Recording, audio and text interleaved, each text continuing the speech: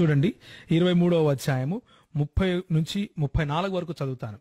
చూడండి, ద్రాక్షరసముతో ప్రొద్దుపుచ్చే వారికే కదా, కలిసిన ద్రాక్షారసము రుచి చూడజేరి వారికే కదా అని ప్రశ్న 29లో ఉంటుంది. యాక్చువల్గా ఏముంటుందంటే, ఎవరికి శ్రమ, ఎవరికి దుఃఖము, ఎవరికి జగడములు, ఎవరికి చింత, ఎవరికి హేతువులేని గాయములు, ఎవరికి మందదృష్టి అని సామెతల గ్రంథకర్త ప్రశ్నిస్తూ సమాధానంగా ఏం చెప్తున్నాడంటే, ద్రాక్షారసముతో ప్రొద్దుపుచ్చు వారికే కదా, కలిపిన ద్రాక్షారసమును రుచి చూచే వారికే కదా అంటూ 32వ వచనంలో, త్రాగుట రుచిగానుండగను దాని వైపు చూడద్దు, పిమ్మట అది సర్పమై కరచును, కట్లపాము వలె కాటువేయును, విపరీతమైనవి నీ కనులకు కనబడును అంటూ త్రాగుబోతుదనం గురించి, లేకపోతే ప్రొద్దుగూకులు మద్యమును సేవించే వారి గురించి చెబుతూ ఈ మాటలు రాశారు.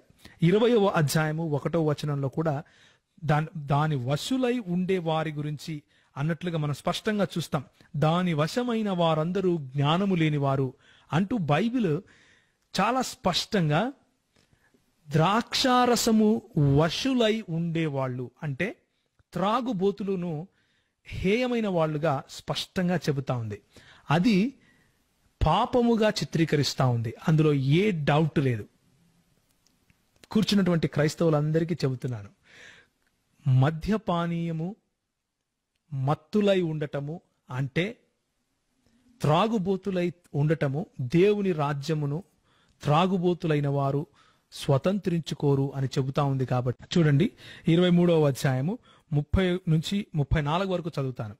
చూడండి, ద్రాక్షరసముతో ప్రొద్దుపుచ్చే వారికే కదా, కలిసిన ద్రాక్షారసము రుచి చూడజేరి వారికే కదా అని ప్రశ్న 29లో ఉంటుంది. యాక్చువల్గా ఏముంటుందంటే, ఎవరికి శ్రమ, ఎవరికి దుఃఖము, ఎవరికి జగడములు, ఎవరికి చింత, ఎవరికి హేతువులేని గాయములు, ఎవరికి మందదృష్టి అని సామెతల గ్రంథకర్త ప్రశ్నిస్తూ సమాధానంగా ఏం చెప్తున్నాడంటే, ద్రాక్షారసముతో ప్రొద్దుపుచ్చు వారికే కదా, కలిపిన ద్రాక్షారసమును రుచి చూచే వారికే కదా అంటూ 32వ వచనంలో, త్రాగుట రుచిగానుండగను దాని వైపు చూడద్దు, పిమ్మట అది సర్పమై కరచును, కట్లపాము వలె కాటువేయును, విపరీతమైనవి నీ కనులకు కనబడును అంటూ త్రాగుబోతుదనం గురించి, లేకపోతే ప్రొద్దుగూకులు మద్యమును సేవించే వారి గురించి చెబుతూ ఈ మాటలు రాశారు. 20వ అధ్యాయము 1వ వచనంలో కూడా దాని వశులై ఉండే వారి గురించి అన్నట్లుగా మనం స్పష్టంగా చూస్తాం.